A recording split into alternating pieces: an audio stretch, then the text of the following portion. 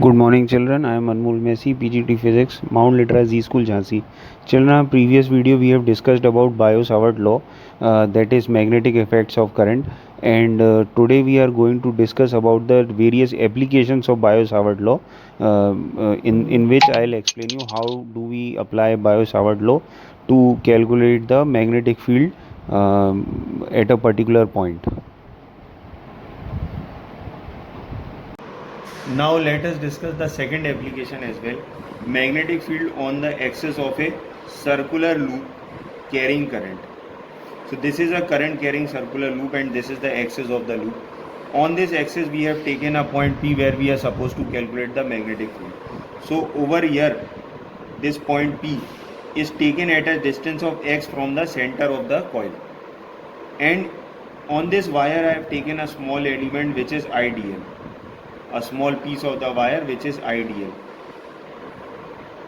Okay, from this component we'll draw a small line, imaginary line, and we'll take the distance of the point P as r from the element, like always we are supposed to take.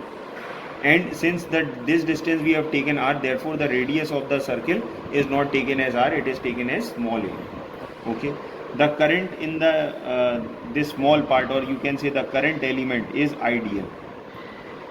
Okay, now let us consider the magnetic field dV in this direction at an angle theta with the vertical. Okay, if we take out the components of dV, then the first component would be dV cos theta along the theta, and perpendicular to it, it is dV sin theta. Similarly, if we draw a mirror image over here, if this is the direction of dV, this is the angle theta with the vertical, we have taken two components, one is dV sin theta, one is dV cos theta. Along with theta, the component is dV cos theta. So it is very clear that dV cos theta would get cancelled out, and we are left with the total magnetic field of sigma dV sin theta, which we will discuss later. Okay, also if we consider this triangle, we will apply Pythagoras theorem, which is h square is equal to p square plus b square. So it is r square is equal to, that is r square is equal to x square plus a square. So r becomes under root x square plus a square. The Biot-Savart law that we will apply is dV is equal to mu naught upon 4 pi IDL sin theta upon r square. Okay, if we take theta as 90 degree, then this becomes dV is equal to mu naught upon 4 pi IDL sin 90 upon r square. Now what is sin 90? Sin 90 is 1. Okay, so we have taken sin 90 as 1. Now further, this is the formula that we are left with.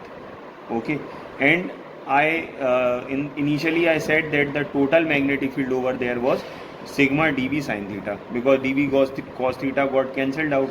So in place of sigma we are putting the integration sign, because we will use calculus for that, and we will put this value of dV over here. Okay, the value of sin theta we are going to calculate, which is perpendicular upon hypotenuse. So from the diagram, if we consider this triangle, in front of theta this is perpendicular and this is hypotenuse, so the value of sin theta should be a upon r, that is perpendicular upon hypotenuse. So it is a upon r, where the value of r is under root a square plus x square, which we have derived earlier. We will put this value of sin theta over here in this expression. We are left with this value.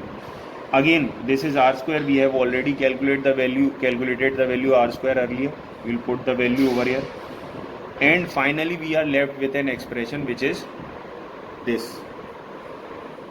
Okay, now if we take out all the values outside the integration sign, and we will take only the dl, that is the physical quantity with respect to we are supposed to integrate this formula, we will put dl inside the integration sign, then integration of dl would again become 2 pi r, but instead of 2 pi r we will write 2 pi a, because it is a circle. Okay, dl is what? Dl is the circular coil. Okay, circular coil, a part of circular coil, and if we are integrating dl, that means that we are going to take the entire circle, entire circular coil. So instead of integrating dl, we can write over there is the formula of circumference of the circle.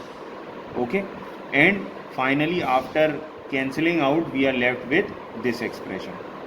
Okay, for n number of turns we can even put an n in front of it. So this is the final expression.